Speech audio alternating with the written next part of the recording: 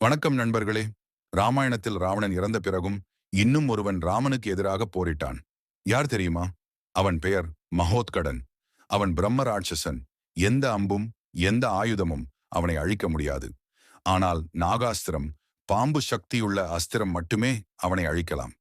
மகோத்கடன் போர்க்களத்தில் நுழைந்தவுடன் வானர சேனையை அடி, பிளந்து, தூக்கி எறிந்து அழிக்க ஆரம்பித்தான்.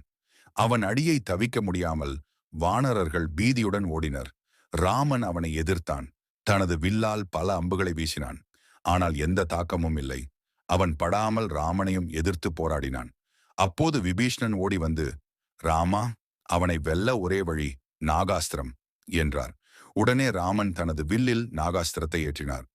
அது ஒரு உயிருள்ள பாம்பாக மாறி மகோத்கடனை சுற்றி நசுக்கியது. அவன் அழுந்தினான், போராடினான்.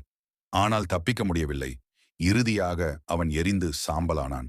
இதன் மூலம் ராமாயணத்தில் கடைசி அரக்கனும் வீழ்ந்தான். முடிவு: வலிமை மட்டும் போதாது, அறிவும் வேண்டும்.